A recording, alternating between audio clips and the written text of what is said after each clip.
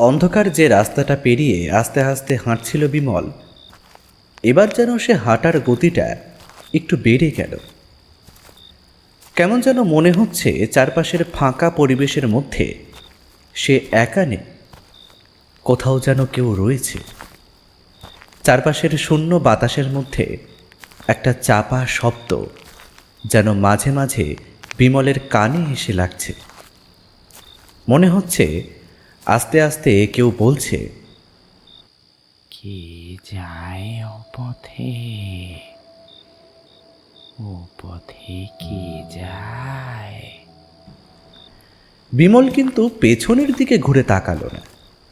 সে জানে অন্ধকারে এই পথে হাঁটতে হাঁটতে কোনো শব্দ শুনলে পেছনের দিকে ঘুরে তাকাতে নেই, শুধু সামনের দিকে তাকিয়ে যত তাড়াতাড়ি সম্ভব এই গোটা রাস্তাটা পেরিয়ে যেতে হবে। বিমল এর আগে এই রাস্তার ব্যাপারে অনেক গল্প শুনেছে, কিন্তু আজ রাতে তার এখানে এসে পড়ার কথা ছিল না। নেহাত বাধ্য হয়েই এখানে আসা। এটা ভাবা মাত্র হঠাৎ করে কানের পাশ থেকে ঠান্ডা হাওয়া শিরশির করে চলে গেল।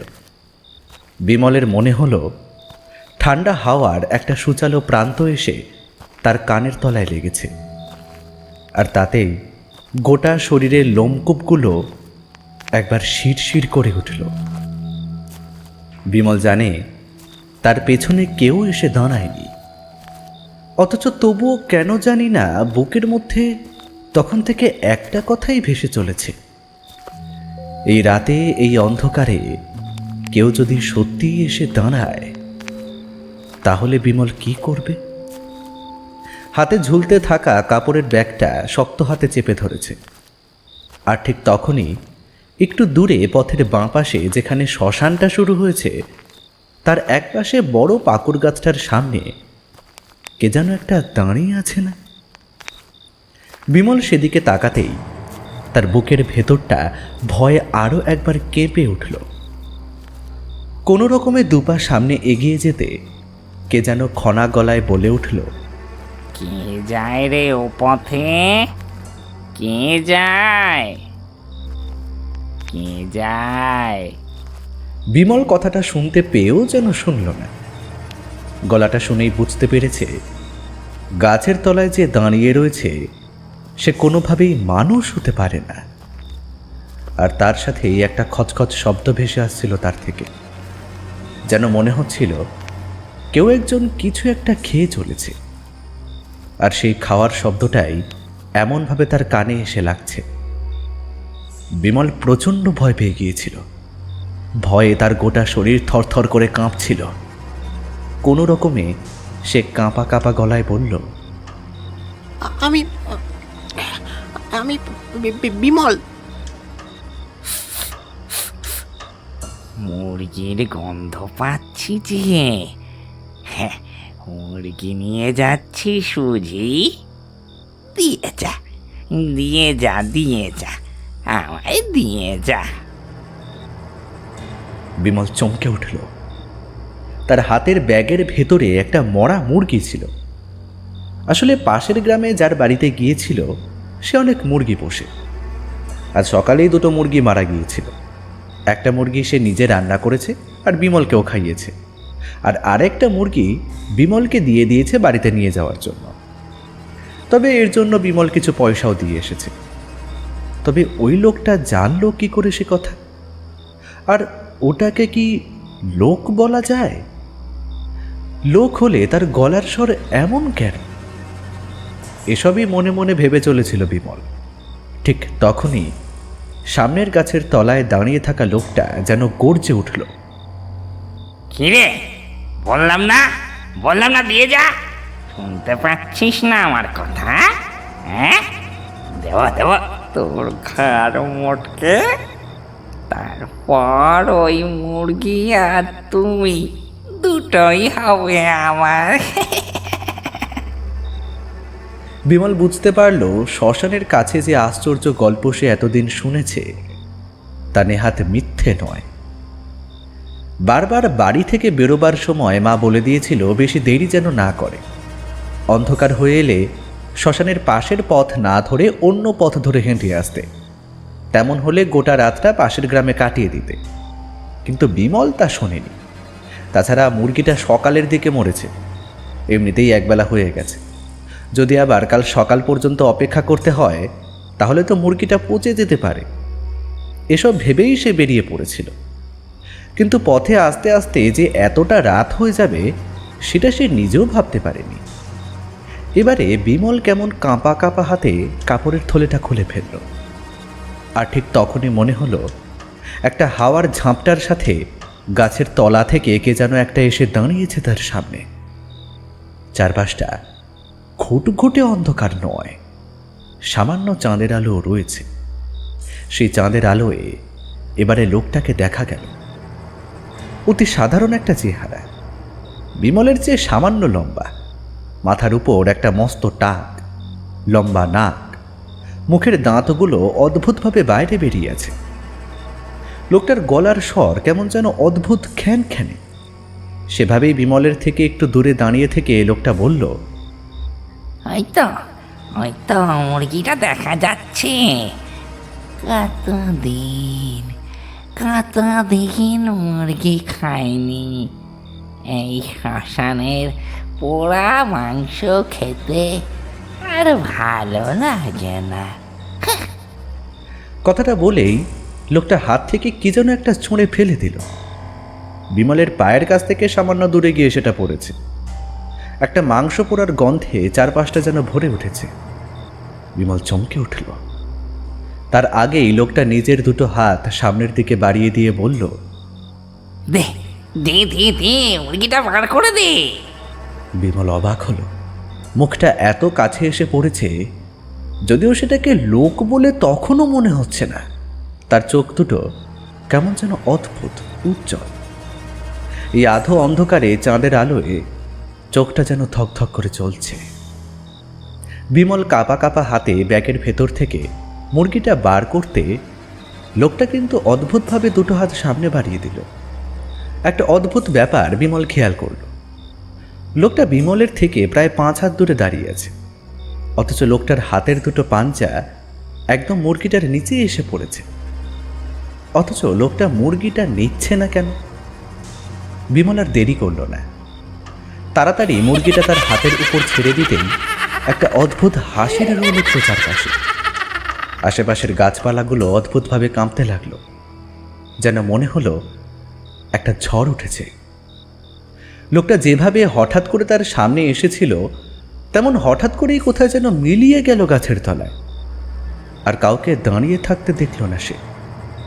বিমল তখনও অবাক হয়ে দাঁড়িয়ে রয়েছে। বাতাসে ভাসতে থাকা একটা কণ্ঠস্বর তার কানে ভেসে এলো,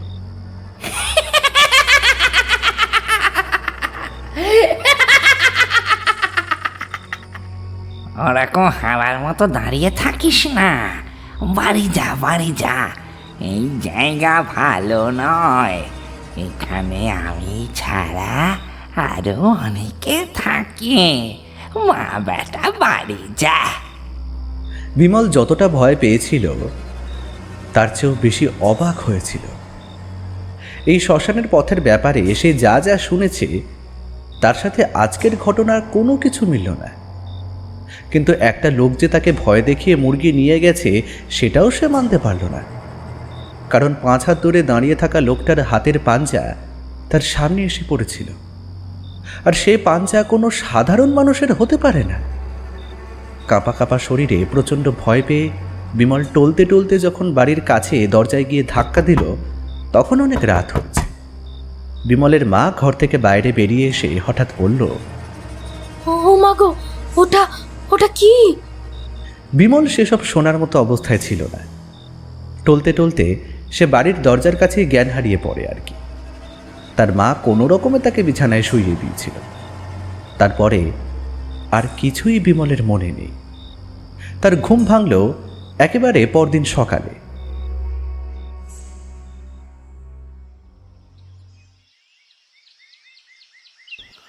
আরে ওই শ্মশানের কাছে, বুঝলে না, কালকে রাতে হয়েছে।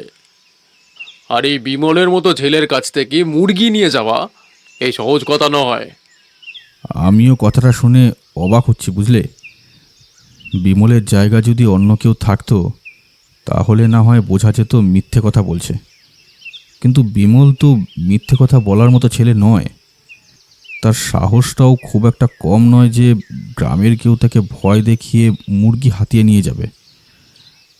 আর তার কাছে মুরগি আছে সে কথা তো কেউ জানতই না, আর সে সেটাকে ব্যাগের ভেতর করে নিয়ে আসছে এ কথা কে জানবে? আমার কিন্তু আরেকটা কথা মনে হয়, ওই শ্মশানের রাস্তার কাছে বছর দুয়েক আগে ননী গোপাল কি দেখেছিল মনে আছে তো? এটা তেমনই কিছু নয় তো? সত্যিই কাল রাতে বিমলের হাত থেকে কেউ ওই শ্মশানের মুরগিটা নিয়ে যায়নি তো? গ্রামের শেষের দিকে দিঘির পাড়ে গ্রামের লোকেরা একটা অশ্বত্থ গাছকে ঘিরে বাঁশের বেড়া দিয়ে বসার জায়গা তৈরি করে। সেখানে বসে কিশোর আর বিপিন নিজের মধ্যে কথা বলছিল। গ্রামের মেয়ে বউরা এখান থেকে একটু দূরে দিঘির ঘাটে জল নিতে আসে। তাদের কাছ থেকেই খবরটা শুনতে পেয়েছে সবাই। তবে একটু পরেই যখন বিমলকে এই পথে হাঁটতে আসতে দেখা গেল, তখন দুজনে কেমন যেন হয়ে উঠল। কিশোর হাত তুলে ডাকলো বিমলকে। আরে আই বিমল, আয় যাস কোথায়? আয় এদিকে আয় তো একবার। বিমল কাল রাতে যা ভয় পেয়েছিল তার রেশটা সকাল পর্যন্তও ছিল, কিন্তু দিনের আলো ফুটতেই রাতের ভয়টা কেমন যেন আস্তে আস্তে ম্লান হয়ে আসতে লাগলো। তাই একটু সকাল হতেই সে বেরিয়েছিল জমিতে যাওয়ার জন্য। ধান উঠে গেছে, এখন জমিটা কিছুদিন ফাঁকা পড়ে থাকবে। তারপর এই শীতের সময় সর্ষে চাষ করতে হয়, সেসব নিয়ে একটু দেখাশোনা করা দরকার। কিন্তু কিশোরের ডাক শুনে সে মাচার কাছে এসে পড়ল। বলল, কি ব্যাপার কিশোরদা, ডাকছিলে? শুনলাম কাল রাতে নাকি ওই শ্মশানের রাস্তায় তোর হাত থেকে কেউ মুরগি কেড়ে নিয়েছে। ও কি মানুষ ছিল নাকি অন্য কিছু ছিল? বিমল একবার বিপিনের মুখের দিকে তাকায়।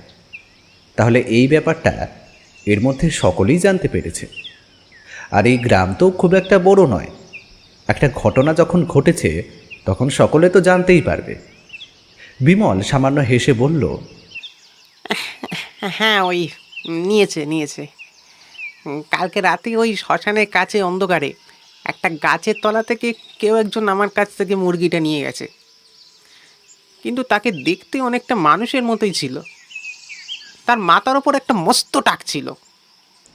এই দিনের আলোতে বিমলের মুখে এমন কথা শুনে বিপিন আর কিশোর দুজনেই কেমন যেন থতমত খেল। তার মানে বিমল তাকে দেখেছে। কিশোর বলল, আয় বিমল, তুই কি দেখেছিস তাকে? তা কেমন দেখতে বলতো? অতি সাধারণ, আমাদের মতোই দেখতে। তবে তবে তার চোখ দুটো কেমন যেন সাদা রঙের, গোলাটে চোখ দুটো দেখে কেমন যেন ভয় ভয় করছিল আমার। তবে সে কিন্তু আমার কোনো ক্ষতি করেনি। করেনি? তবে তা করতে কতক্ষণ? রাতের বেলা ওদিকে আর যাস না, বুঝলি? এমনিতেই তো জানিস গ্রামের কেউ শ্মশানের পথে রাতের বেলা যায় না, তুইও যাস না। বিমল আরও কিছু একটা বলবে ভেবেছিল, কিন্তু সেটা না বলে বলল, বেশ যাব না। তবে ওই শ্মশানের রাস্তায় যে গল্প এতদিন ধরে শুনে এসেছি সেটা কিন্তু ঠিকঠাক মিলল না, বুঝলে কিশোরদা? আমি তো অন্য কিছুই ভেবেছিলাম। শেষের দিকে বিমল সামান্য হাসতে হাসতে চলে গেল। কিশোর আর বিপিন কেমন যেন অবাক হয়ে দেখতে লাগলো বিমলের চলে যাওয়া পথের দিকে তাকিয়ে থেকে।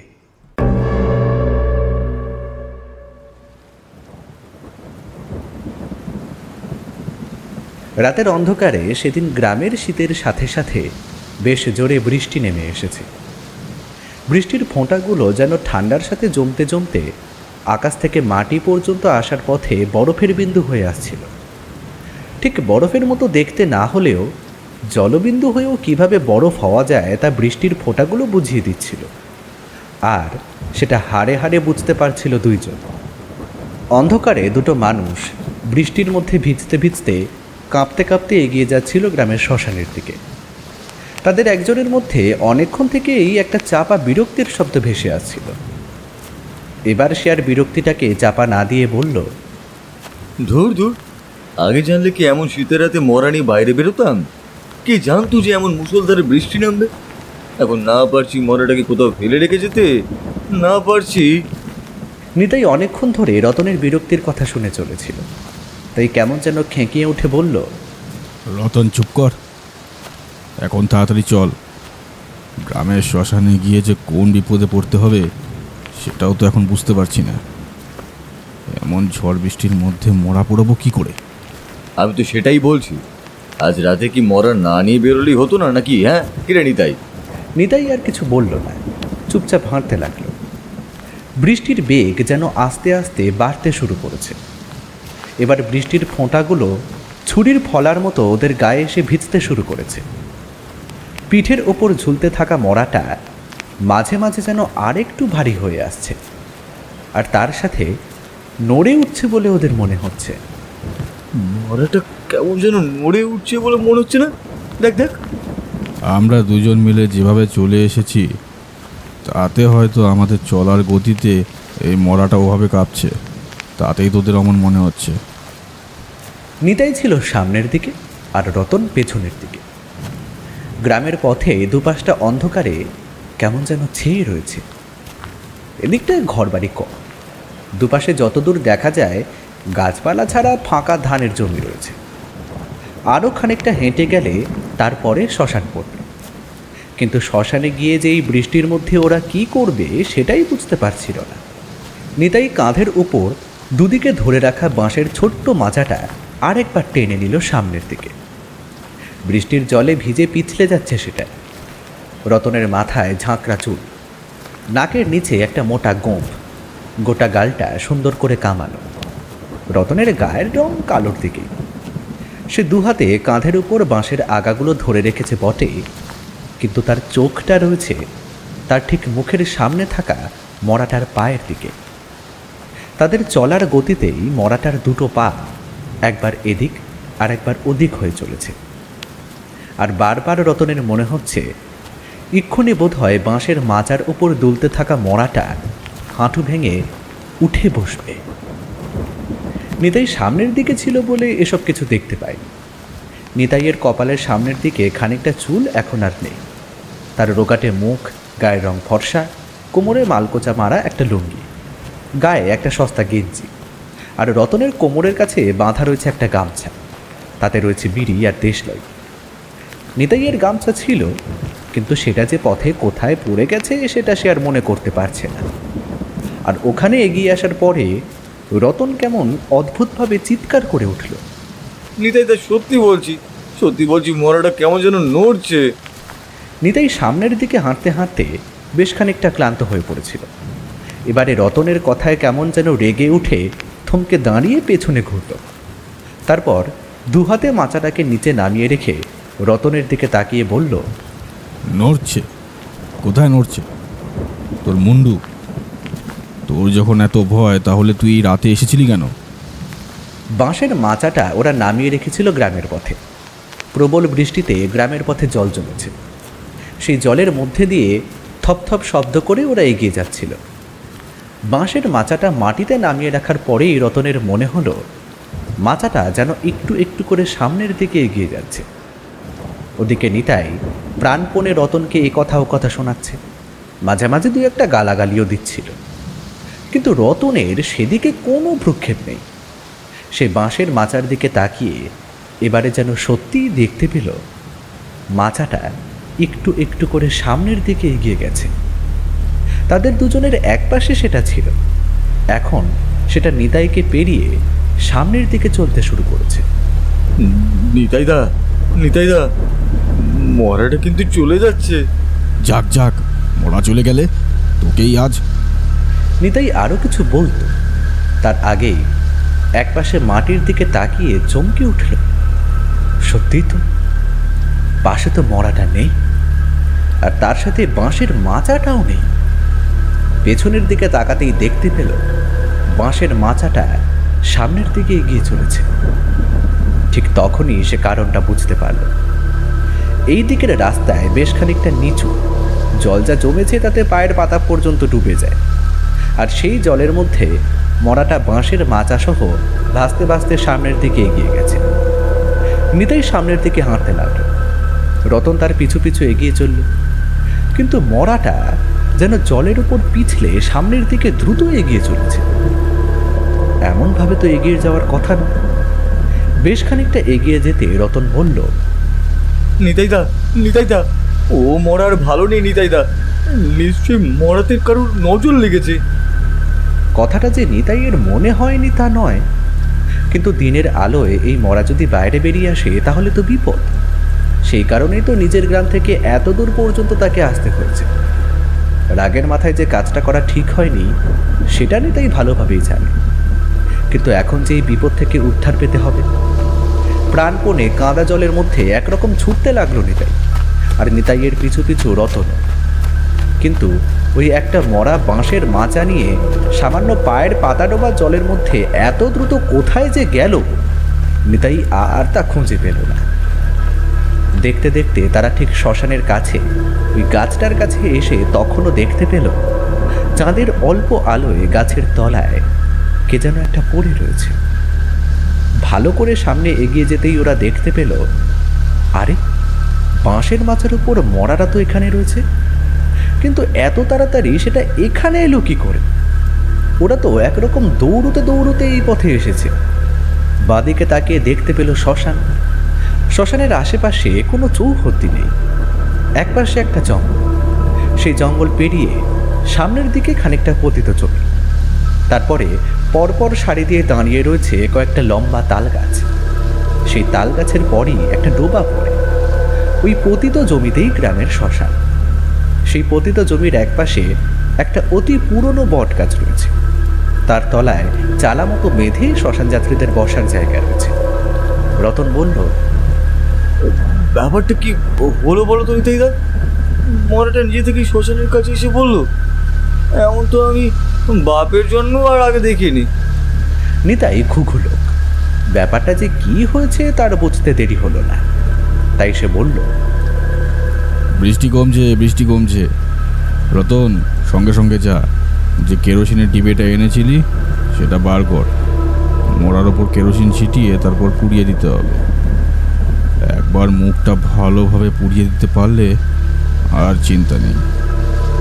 মুখ পুড়িয়ে আর কেউ চিনতেও পারবে না। রতন কেরোসিনের ডিবেটার কথা মনে করতেই মনে পড়ল, কেরোসিনের ডিবেটা সে মরাতলার বাঁশের মাচার উপরেই বেঁধে রেখেছিল, যাতে পথে কোথাও ছিটকে পড়ে না যায়। তাই একটু অপেক্ষা করে এগিয়ে গিয়ে মাচার ওপর থেকে কেরোসিনের ডিবেটা তুলে আনতে গেল। কিন্তু ততক্ষণে বৃষ্টি কমে এসেছে। পাকুড় গাছের পাতা থেকে ফোঁটা ফোঁটা জল এসে পড়েছে মরার উপর। মাচার উপর শুইয়ে রাখা এটা মেয়ে মানুষের মৃতদেহ। তার চোখ দুটো বন্ধ। গলার কাছে একটু ভালো করে দেখলে দেখা যাবে দুটো হাতে লাল ছাপ। তার পরনের শাড়িটা অগোছালো হয়ে রয়েছে। মাথার চুল অবিন্যস্তভাবে ছড়িয়ে রয়েছে বাঁশের মাচার চারপাশে। মাথার চুলে যেখানে ঠিক একপাশে বাঁশের সাথেই কেরোসিনের ডিবেটা ভালো করে বেঁধে রেখেছিল রতন। বেরোবার সময় রতন আর নিতাই দুজনে মিলে দেশি মদ খেয়েছিল। সেই মদের ঝোঁকেই হোক কিংবা এতটা দৌড়ে আসার জন্যই হোক, মাথাটা কেমন যেন ঝিমঝিম করছিল। তাই যখন মেয়ে মানুষটার মুখের এক পাশ থেকে দুটো হাত বাড়িয়ে কেরোসিনের ডিবেটা খুলতে লাগলো, তখন কখন যে মরাটা চোখ মেলে তাকিয়েছে রতন তা খেয়ালই করেনি। হঠাৎ করে হাতের কাছে কি যেন একটা লাফ দেয়। রতন চমকে উঠে নিচের দিকে তাকায়, আর তখনই দেখতে পায় মরাটা মাথা তুলে একটা মস্ত হাঁ করে তার হাতের অর্ধেকটা প্রায় কামড়ে ধরেছে। রতনের মাথার ঝিমঝিম ভাব, নেশা সব কিছু কোথায় যেন ছুটে যায়। এক ঝটকায় পেছনে সরতে যেতেই তার হাত থেকে কেরোসিনের ডিবেটা ছিটকে গিয়ে পড়ে নিতাইয়ের পায়ের কাছে। ততক্ষণে খানিকটা কেরোসিন নিচে পড়ে গিয়েছে। নিতাই তাড়াতাড়ি ডিবেটা তুলে ধরে বলে, হ্যাঁ রে হতবাগা, ওভাবে লাফাচ্ছিলি কেন? রতনের তখন কথা বলার মতো অবস্থা নেই। একটু আগে যেটা সে দেখেছে সেটা যেন সে বিশ্বাস করতে পারছে না। সে স্পষ্ট দেখেছে মরাটা একটা মস্ত হাঁ করে তার হাতটা কামড়ে ধরেছে, কিন্তু তার হাতে কামড়ের চিহ্ন তো অনেক দূর, একটা ব্যথাও পর্যন্ত নেই। তাহলে রতন একবার মাথা চুলকায়। গোটা মাথাটা জলে ভিজে সপসপে হয়ে রয়েছে। সেই মাথা চুলকোতে গিয়ে বেশি বেগ পেতে হয় রতনকে। তারপর একটু আমতা আমতা করে বলে, কি কি কি জানি নিতাইদা, কিছুই তো বুঝতে পারছি না। এই যেন দেখলাম মরাটা একটা মস্ত হাঁ করে আমায় কামড় দিতে আসছে। নিতাই কিছু একটা বলতে যাচ্ছিল, তার আগেই মনে হলো পাকুড় গাছের ওপরটা একবার কেউ অদ্ভুতভাবে ঝাঁকা দিল, আর তার সাথে সাথে আশেপাশে কোথা থেকে যেন খ্যানখ্যানে হাসির শব্দ ভেসে এলো। কে রে তুই? কে ওখানে? আমি নরহরি। ওরে আমি নরহরি, চিনতে পারছিস নিতাই? কিরে, চিনতে পারছিস আমায়? নরহরি নামটা যেন নিতাইয়ের চেনা চেনা বলে মনে হলো, কিন্তু কিছুতেই মনে পড়ছে না। রতন পাকুড় গাছ থেকে খানিকটা সামনেই ছিল। রতন বলে উঠল, নরহরি মানে আমাদের গ্রামের নরহরি, গলায় যার ঘা হয়েছিল, তারপর গলায় দড়ি দিয়ে যে আত্মহত্যা করেছিল। হঠাৎ করে যেন নিতাইয়ের মনে পড়ে গেল নরহরির কথা। সত্যি তো, নরহরিকে সে ভুলে গেল কি করে? তাদেরই গ্রামে তাদের বাড়ি থেকে বেশ কয়েক বাড়ি পরেই নরহরি থাকত। নরহরি আবার হেসে উঠে বলল, এবার মনে পড়েছে নিতাই, এবার মনে পড়েছে। নিতাই কেমন যেন পাথরের মতো হয়ে গেল। রতনও এক পা করে সরে এসেছে নিতাইয়ের দিকে, কিন্তু ততক্ষণে ওরা আরও একটা দৃশ্য দেখতে পেয়েছে। একটু আগে মাচার উপর শুয়ে থাকা মেয়ে মানুষের মৃতদেহটা এখন মাচার উপরে উঠে বসেছে। নরহরির হাসির সাথে তার হাসিও চোখ হলো। কাউকে ছাড়বো না, কাউকে না। আজকে দুটোর একটাকেও ছাড়বো না। আমায় খুন করেছে, তারপর আমার শরীরটা পুড়িয়ে দিতে এসেছিল এই শ্মশানে। হ্যাঁ, হ্যাঁ, তাই নাকি রে মালতী? তোকে খুন করেছে? তাহলে চল আমরা আজকে ওদের খুন করি। কতদিন মানুষের ঘাড় মটকায়নি, কতদিন মানুষের কাঁচা মাংস খায়নি। খালি পোড়া মাংস খেতে আর ভালো লাগে না। ওরে বাবা, ওরে বাবা নিতাইদা, ও নিতাইদা, চলো এখান থেকে পালাই। চলো চলো চলো পালাই। এখানে দাঁড়িয়ে থাকলে আমাদেরও মরতে হবে। নিতাই কিন্তু কোনো কথা বলল না। তার হাতে তখনও ধরা রয়েছে সেই কেরোসিনের ডিবেটা। রতন একরকম ছুটতে ছুটতে নিতাইয়ের কাছে এসে পড়ল। তারপর বলল, নিতাইদা, তুমি এখন এখানে দাঁড়িয়ে আছো কেন? তোর কাছে দেশলাই আছে না রতন? এত ভয়ের মধ্যেও দেশলাইয়ের কথাটা ভুলে গিয়েছিল রতন। সেটা মনে পড়তে বলল, আছে তো, কিন্তু লুঙ্গিটা তো পুরো ভিজে গেছে। দেশলাই কি আর শুকনো থাকবে? ওদিকে বাঁশের মাচার উপর ততক্ষণে মেয়ে মানুষের মরা শরীরটা উঠে দাঁড়িয়েছে। তার গলার কাছে দুটো হাতের লাল ছোপ রয়েছে। চাঁদের অল্প আলোয় ভালোভাবে তা দেখা যায় না। পাকুড় গাছের তলায় দাঁড়িয়ে থাকা নরহরির পেট এসে দাঁড়িয়েছে আরো একটু সামনে। দুজনের মিলিত হাসিতে চারপাশটা যেন ভরে উঠছে। রতন আর দেরি করল না, তাড়াতাড়ি কাপড়ের খুঁট থেকে বার করে আনলো দেশলাই। দেশলাইটা না ভিজলেও কেমন যেন নেতিয়ে গেছে। নেতানো দেশলাই অনেকক্ষণ চেষ্টা করে জ্বালিয়ে ফেলল নিতাই। তারপর সামনের দিকে তাকিয়ে বলল, আমায় মারবি তোরা? আমায় মারবি? আমায় মারতে পারবি না। এই আগুন যতক্ষণ আমার হাতে আছে পারবি না। কিন্তু ততক্ষণ বলতে নিতাই কতক্ষণ? আর কতক্ষণ তোর হাতে ওই আগুন থাকবে রে নিতাই? এই শ্মশান থেকে গ্রামে যেতে হলে তোর অনেক সময় লাগবে। তোর ওই দেশলাইয়ের কাঠি ততক্ষণে শেষ হয়ে যাবে, আর তারপর তোদের দুটোর ঘাড় মোটকে আমরা তোদের হাড় মাংস রক্ত চুষে চুষে খাবো।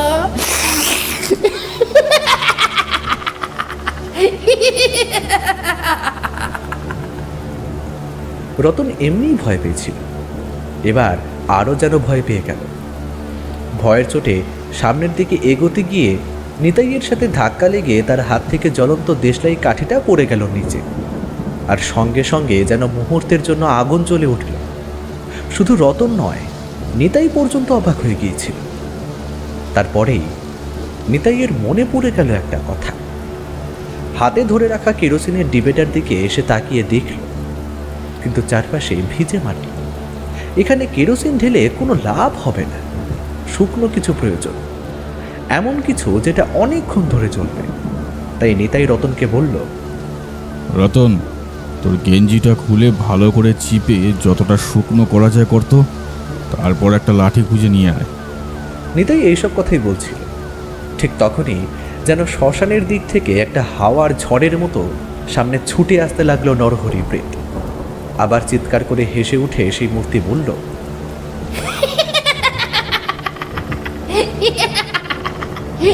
ওরা সবাই আসছে, ওরা সবাই আসছে।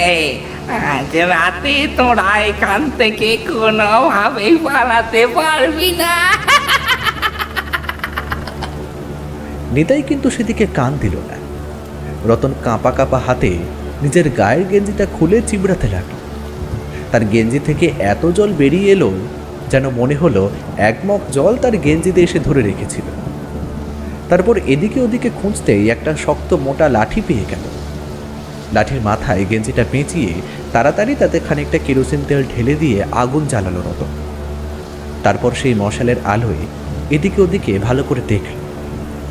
মশালের আলো জ্বলতেই পাকুর গাছের তলায় সেই প্রেত আর বাঁশের মাচার উপর দাঁড়িয়ে থাকা মেয়ে মানুষের প্রেতটা কোথায় যেন উধাও হয়ে গেছে। এদিক ওদিক তাকিয়ে ওরা দেখল, যেদিকে যত দূর চোখ যায় ফাঁকা রাস্তা আর গাছপালা, আর একটু দূরে ধানের জমি রয়েছে, তাছাড়া আর কিছু নেই। শ্মশানের দিকটা তো আরও খারাপ অবস্থা। এই মশাল বেশিক্ষণ জ্বলবে না, তাছাড়া কেরোসিনও খুব একটা বেশি নেই, অর্ধেকের বেশি তো মাটিতে পড়ে গিয়েছে। রাগে হতাশায় নিতাইয়ের মুখ থেকে কয়েকটা গালাকাল বেরিয়ে এলো রতনের উদ্দেশ্যে। রতনের ভয়টা কমে এসেছিল, একটু আমতা আমতা করে বলল, আমি কি করবো বলো তো নিতাইদা? তোমায় বারবার করে বললাম আজ শনিবার, আজ রাতে বেরিও না, বেরিও না। নেহাত একটা ভুল হয়ে গেছে, কিন্তু একটা দিন লুকিয়ে রাখলেই তো হতো নাকি? হ্যাঁ, তারপর না হয়। নিতাই মুখে আঙুল দিল। নিতাইয়ের চোখ দুটো কেমন যেন অদ্ভুত লাগছে। এখন তার দুটো চোখ যেন মশালের আগুনে ধকধক করে জ্বলে উঠেছে। রতনের মনে হলো ওই দু চোখের আগুনে যে কোনো সময় নিতাই তাকে ভস্ম করে দিতে পারে। তারপর নিতাই বলল, এই মশালের আলোয় আমাদের কাছেই কোনো গ্রামে গিয়ে পৌঁছতে হবে। শুনেছি কাছের গ্রাম এই শ্মশান থেকে খুব বেশি দূরে নয়।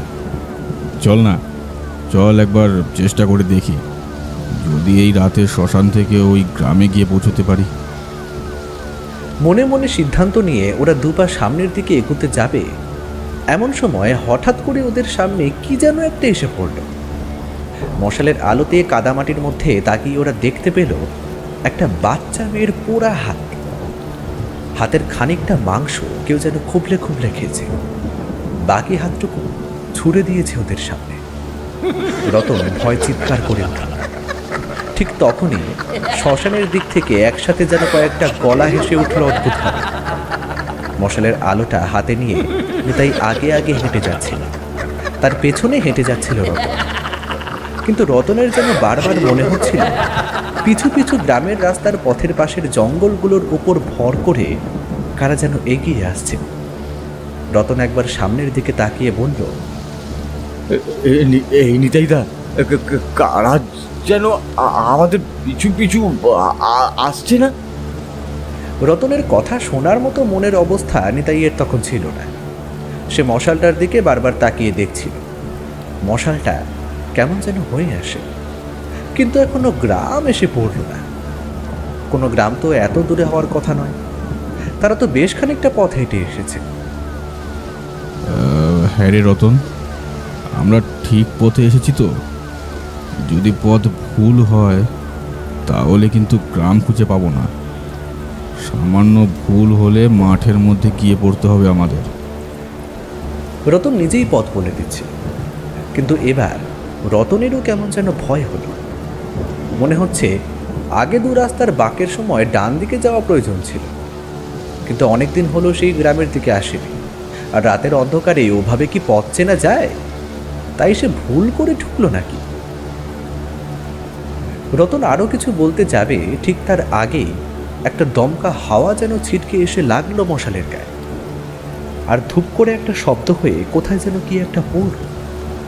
নিতাই পাথরের মতো শক্ত হয়ে দাঁড়িয়ে রইল, কারণ তার হাতের মশালটা দমকা হাওয়ায় নিভে গেছে। রতন পেছন থেকে কেমন যেন ভয়ার্ত গলায় চিৎকার করে উঠল, এবার কি হবে? এবার কি হবে গো নিতাইদা? ও নিতাইদা, এবার কি হবে বলো না? কিছুই হবে না, শুধু তোমার নরম নরম মাংসগুলো আমরা কজন একটু একটু আয়েশ করে খাবো। অনেক দিন জ্যান্ত মানুষের মাংস খাই না রে রতন। কথাটা যেন খুব কাছ থেকে ভেসে এলো। রতন ভয়ে ভয়ে একবার পেছনে তাকিয়েছে। ঠিক তখনই মনে হলো গ্রামের যে পথ ধরে তারা এতক্ষণ হেঁটে এসেছে সেই পথেই ওদের পেছনের দিকে পাশাপাশি দাঁড়িয়ে রয়েছে কয়েকটা ছায়ামূর্তি। তাদের মুখগুলো কিন্তু চাঁদের আলোয় অল্প অল্প দেখা যাচ্ছিল, কিন্তু ও কী অবস্থা হয়েছে ওদের মুখের! গালের কাছে মাংস যেন গলে গলে পড়ছে নিচের দিকে, দুটো চোখ সাদা দপদপ করে জ্বলছে। শুধু তাই নয়, তাদের বড় বড় দাঁতের ফাঁক থেকে রক্ত নাকি ওটা লালা গড়িয়ে পড়ছে। রতন, রতন তাড়াতাড়ি আমার এই গেঞ্জিটা ভালো করে শুকিয়ে নিয়ে তারপর এটা দিয়ে মশাল জ্বালা। রতন আর দেরি করল না। ততক্ষণে পেছনের মূর্তিগুলো আরও খানিকটা কাছে এসে পড়েছে। রতন গেঞ্জিটা আবার পুড়ে যাওয়া লাঠির মাথায় জড়িয়ে নিয়ে কেরোসিন তেল ঢালল তাতে। তারপর আবার আগুন জ্বালিয়ে দিতে পেছনের মূর্তিগুলো অদ্ভুতভাবে হাসতে হাসতে কোথায় যেন উধাও হয়ে গেল। শুধু যাওয়ার আগে নিতাইয়ের চেনা একটা মেয়েলি গলা বলে গেল, কতক্ষণ আর কতক্ষণ এভাবে পথে পথে ঘুরে বেড়াবি? কতক্ষণ ওই আগুন তোদের বাঁচাতে পারবে? এই একই কথা নিতাইও ভাবছিল। বৃষ্টি অনেকক্ষণ হলো কমে গেছে। গোটা আকাশের মেঘ যেন সরে আসতে শুরু করেছিল একটু একটু করে। চাঁদটা আগের চেয়েও বেশি আলো ছড়াচ্ছে। চারপাশে তাকিয়ে গ্রামের চিহ্ন মাত্র ওরা দেখতে পেল না। যেদিকে তাকায় পথের দুপাশে ঘন জঙ্গল আর বহুদূরে ধানের জমি। মশালটা হাতে নিয়ে নিতাই মাটির ওপর ধপ করে বসে পড়ল। কাদামাটিতে ওভাবে বসে পড়ার জন্য একটা অদ্ভুত শব্দ হলো। রতন বেশ খানিকটা দূরে দাঁড়িয়েছিল। নিতাইকে ওভাবে বসতে দেখে সে নিজেও বসে পড়ল। আজ রাতে যে তারা এই প্রেতের হাত থেকে বেঁচে বাড়ি ফিরতে পারবে তার কোনো নিশ্চয়তা নেই। রতন এতক্ষণ পরে রেগে উঠল, বলল, তোমার সঙ্গে না এলে এত বিপদে পড়তাম না নিতাইদা। তখন যদি আমার কথা তুমি শুনতে তাহলে আর এমনটা হতো না। তুমি নিজের হাতে। রতনের মুখের কথা শেষ হওয়ার আগেই নিতাই উঠে গেল মাটি থেকে। তারপর একটা হাত দিয়ে রতনের মুখটা চেপে ধরতে যেতেই রতনের শরীরটা কাদামাটির উপরে গিয়ে পড়ল। রতনের মাথায় ভেজা কাদামাটি লাগলো, তার কানের ফুটোতে জল ঢুকে গেল। অদ্ভুত গলায় নিতাই বলল, রতন চুপ, একদম না। ও কথা একদম যেন কাক পক্ষীতে টের না পায়। টের পেলে শেষ। টের পেলে যে কি হবে সেটা আর নিতাইয়ের বলা হলো না, কারণ ততক্ষণে তাকে একটা ধাক্কা দিয়ে গাড়ির উপর থেকে সরিয়ে দিয়েছে। তারপর হাঁপাতে হাঁপাতে বলল, তুমি না পাগল হয়ে গেছো নিতাইদা, বুঝলে? একদম পাগল হয়ে গেছো। তোমার সাথে থাকলে আমিও মরবো। আমি তো কিছু করিনি, তাহলে আমি তোমাদের সাথে মরবো কেন? হ্যাঁ, আমি আর এখানে থাকবো না। দাও দাও দাও, মশালটা আমায় দাও। আমি বাড়ি ফিরে যাই। নিতাই তাড়াতাড়ি হাতের মশালটা পেছনের দিকে সরিয়ে নিয়ে বলল, কেন দেব? তোকে কেন দেব? তোর যদি বাড়ি যেতেই হয় তাহলে মশাল ছাড়াই যা, তারপর দেখ কি হয়। ভালো হবে না কিন্তু। নিতাই দা, মশালটা দাও আমায় বলছি। তুমি যা করেছো তার শাস্তি তো তোমায় পেতেই হবে। তুমি এখানে বসে বসে মরো, আমি এখানে থাকবো না। দাও দাও দেখি আমাকে। মশালটা একটা হাত দিয়ে রতন নিতে গেল, আর নিতাই মশালটা পেছনের দিকে সরিয়ে নিল। রতনের গলা আবার কঠিন হয়ে উঠল। ভালোই ভালোই বলছি নিতাই দা, আমায় মশালটা দিয়ে দাও। দেব না, তোকে মশাল আমি দেব না। মশালটা পেছনের দিকে সরাতে গিয়ে বসে থাকা কাদামাটির মধ্যেই যে মশালের আগুনটা চেপে ধরেছিল সেটা নিতাই কেন রতনও বুঝতে পারেনি। একটু পরে যখন আশপাশটা অন্ধকার হয়ে এলো আর হাসির শব্দটা শোনা গেল, তখনই যেন দুজনের চমক ভাঙল। ততক্ষণে রতন দুটো হাতে নিতাইয়ের গলা চেপে ধরেছে। নিতাইও একটা হাতে রতনের গলা চেপে ধরে তাকে ধাক্কা দিতে চাইছে। ঠিক তখনই সেই অদ্ভুত ভয়ঙ্কর গলাটা বলে উঠল, কিরে, বলেছিলাম না আর বেশিক্ষণ নয়? কি বলেছিলাম না? আমি যেভাবে মরেছি এবার এবার ওই মিনসিকে ওভাবেই মারবো। রতন পেছনের দিকে তাকিয়ে ভালো করে দেখল সেই ছায়ামূর্তিগুলো এখন তার পেছনে এসে দাঁড়িয়েছে। নিতাইয়ের হাতের মশালটা নিভে গেছে। নিতাই কোনো রকমে ভয়ে ভয়ে একবার বলল, রতন, মশালটা তো নিভে গেছে। রতনের মুখে আর কথা শুনল না, কারণ ততক্ষণে সে বুঝতে পেরেছে তার একটা পায়ের উপর জল কাদার ভেতর থেকে একটা হাত উঠে এসেছে। সে হাতটা লোহার মতো শক্ত। আর শুধু তাই নয়, সেই হাতের লম্বা লম্বা নখগুলো তার পায়ের জল কাদা লাগা মাংসের ভেতর গেঁথে পড়তে শুরু করেছে তার সাথে। হাতটা যেন বরফের মতন ঠান্ডা। নিতাই দা, আমার পা ধরে কি যেন টানছে। নিতাই পরবর্তীতে বুঝতে পারল কি হতে চলেছে, তাই রতনের দুটো হাত ধরে একটা হ্যাচকার টানে তাকে সরিয়ে নিল পেছনের দিকে। কিন্তু ততক্ষণে সেই হাতটার ধারালো নখগুলো রতনের পায়ের ভেতরে গিয়ে পড়েছে। তাই হ্যাঁচকা টানে তার পায়ের তলার দিকের মাংস খানিকটা লম্বালম্বিভাবে ছিঁড়ে গেল। রতনের মুখ থেকে একটা আর্তচিৎকার বেরিয়ে এলো। তাই বলল, রতন, এইভাবে এখানে দাঁড়িয়ে থাকলে আমরা আর বাঁচতে পারবো না। চল চল, এক্ষুনি দৌড়তে হবে। আমার হাঁটুর নিচ থেকে পায়ের মাংস একেবারে ছিঁড়ে গেছে নিতাই দা। আমি দৌড়াতে পারবো না, আর পারবো না। রতন কথাটা বলল বটে, কিন্তু নিজের প্রাণ বড় পালায়। তাই কোনো রকমে নিতাইয়ের একটা হাতের উপর ভর রেখে রতন সেই রক্তাক্ত পাটা নিয়ে দৌড়ানোর চেষ্টা করতে লাগলো। কিন্তু কোন দিকে যাচ্ছে তারা নিজেও সেটা বুঝতে পারল না। ওদিকে পেছনে সেই আলো আঁধারিতে ছায়ামূর্তিগুলো জল কাদা পেরিয়ে থপথপ শব্দ তুলে এগিয়ে আসতে লাগলো ওদের দিকে। বেশি দূর ওরা যেতে পারল না। গ্রামের পথটা হঠাৎ করে একটা জায়গায় এসে শেষ হয়ে গেছে। তারপর চারিদিকে শুরু হয়েছে ধানের জমি। ওরা বুঝতে পারল ওরা পথ ভুল করেছে। এই পথে নিতাই আগে একবার এসেছিল। এখান থেকে জমির আল ধরে এগিয়ে যেতে হবে, কিন্তু রতনের যা অবস্থা তাতে ওকে নিয়ে যাওয়া। হঠাৎ করেই মাথায় একটা বুদ্ধি এলো নিতাইয়ের। কেরোসিনের ডিবেটা কোথায় যেন পড়ে গেছে, কিন্তু দেশলাইটা সে তার কোমরের খুঁটে গুঁজে রেখেছে।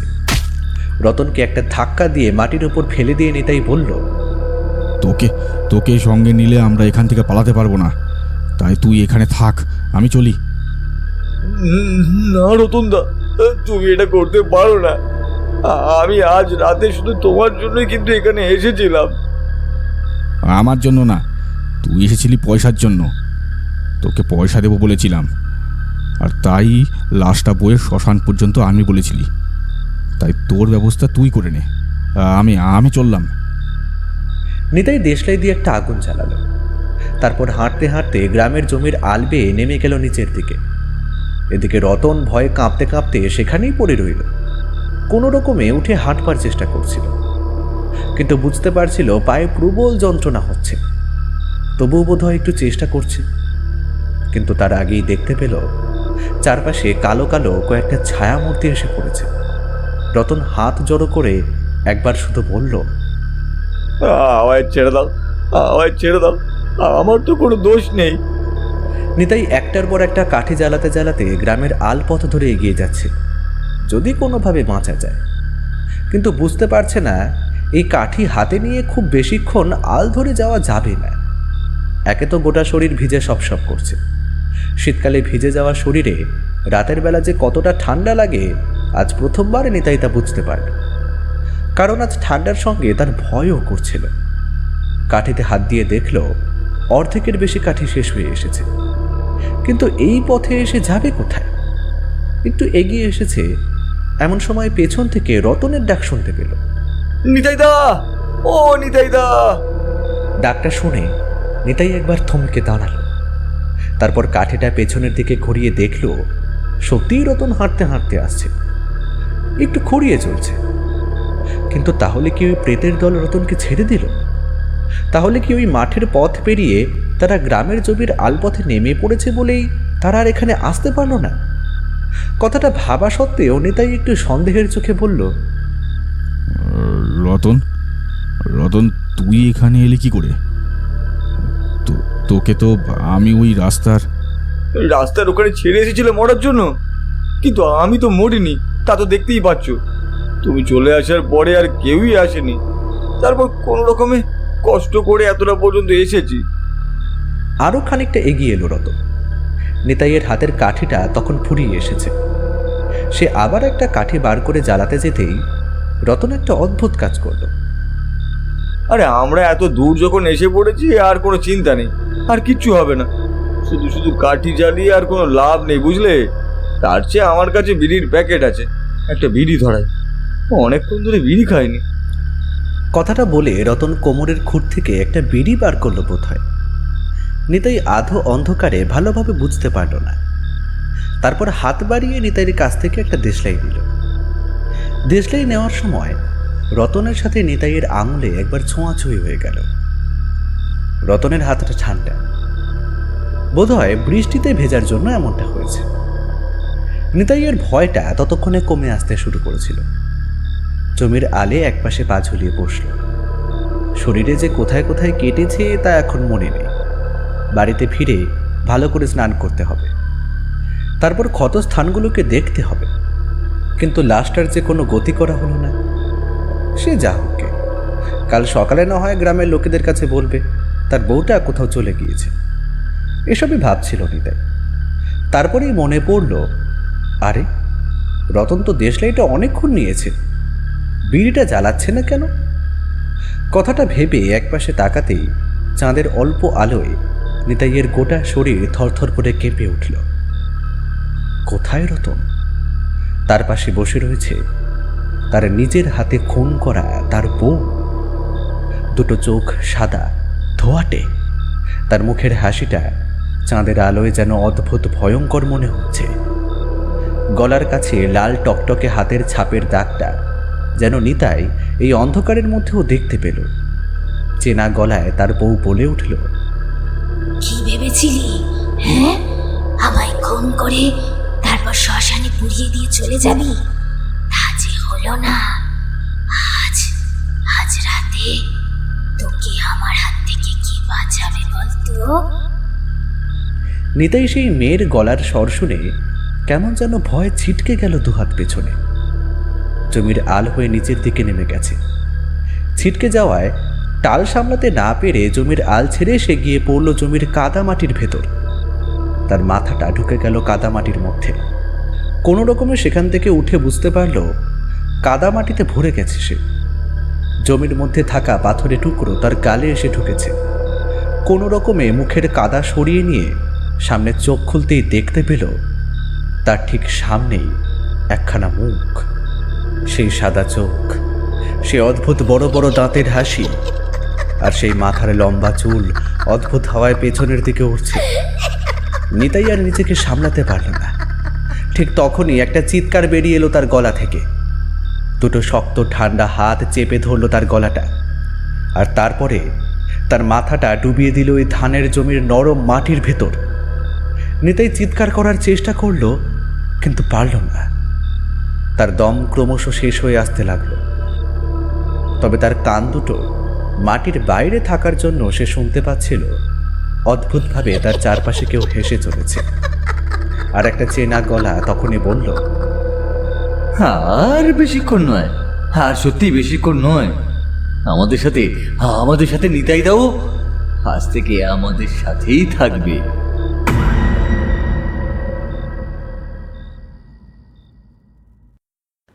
পরদিন সকালে জমির মধ্যে যারা কাজ করতে এসেছিল তারা দেখতে পেয়েছিল ব্যাপারটা। একটা ঘাড় ভাঙা মৃতদেহ জমির একপাশে কাদার মধ্যে মুখ গুঁজে পড়ে রয়েছে। আর একটা মৃতদেহ পড়েছিল গ্রামের পথ যেখানে শেষ হয়ে জমিতে পড়েছে সেখানে। এই পথ দিয়ে কোথাও যাওয়া যায় না, চারপাশে শুধু জমি আর জমি। সেদিন রাতে রতনের পথ ভুল হয়েছিল। বাঁ দিকে যাওয়ার বদলে যদি ডান দিকে ঢুকত তাহলে মিনিট 5 মধ্যেই তারা গ্রামে গিয়ে পড়ত। কিন্তু কোনো এক অদৃশ্য কারণে তারা ওই জমির মধ্যে গিয়ে পড়েছিল। সেই অদৃশ্য কারণটা কেউ জানে না। শুধুই গোটা হত্যাকাণ্ডের কথা যেভাবে গ্রামের লোকেরা বুঝতে পেরেছিল তাতে এই দাঁড়ায় যে সেই শ্মশানের কাছে যারা থাকে এগুলো তাদের কাজ। রাতের অন্ধকারে এই কাজটা তারাই করেছে। তার আরও একটা বড় প্রমাণ ছিল, শ্মশানের ঠিক বাইরে একটা ছোট্ট বাঁশের মাচার উপর পড়েছিল একটা মেয়ে মানুষের মৃতদেহ। গ্রামের লোকেরা খোঁজ খবর করে জানতে পারে সেটা পাশের গ্রামের একটা মেয়ের দেহ। নিতাইয়ের বউ আর রতন ওই 3 জনের মৃতদেহই শ্মশানে পোড়ানো হয়েছিল। তবে এই সমস্ত কথা জানতে পেরে বিমল একবার মনে মনে ভেবেছিল, কই সেদিন তো সে শ্মশানের সামনের পথ দিয়ে এসেছিল, সে তো এমন কোনো ব্যাপার দেখেনি। আর তাহলে শ্মশান নিয়ে শোনা আরেকটা গল্প নতুন জমলো। কিন্তু তার তো মনে হয়নি শ্মশানের কাছে এমন বিভৎস প্রেতের দল থাকতে পারে। বিমল যা দেখেছিল তাতে তার মনে হয়েছিল শ্মশানের কাছে যারাই থাকুক না কেন তারা খুব একটা খারাপ নয়। কিন্তু এই হত্যাকাণ্ডের কথা চাউর হতেই বিমলের বুকের ভেতরটা কেঁপে উঠেছিল। তাহলে সেদিন রাতে যদি সে মুরগিটা না দিয়ে দিত তাহলে তার অবস্থাটাও কি এমনটাই হতো? তার মৃতদেহটাও কি পড়ে থাকতো শ্মশানের একপাশে? গ্রামের রাস্তার উপর জঙ্গলের ভেতরে কেঁপে উঠছিল। কিন্তু সেই রাতের কথা সে নতুন করে আর কাউকে বলেনি। আর গভীর রাতে গ্রামের শ্মশানের পাশের পথ ধরে ফেরার কথা সেও আর ভাবতে পারেনি। এরপরেও বেশ কয়েকদিন ঘুমের ঘোরে এসে দেখতে পেত শ্মশানের সামনে ওই পাকুর গাছের তলায় কে একজন দাঁড়িয়ে দুটো লম্বা হাত বাড়িয়ে রেখেছে তার দিকে আর বলছে, কি রে, দে আমায় মুরগিটা দে, নইলে তোর ঘাড় এক্ষুনি মট করে ভেঙে দেব।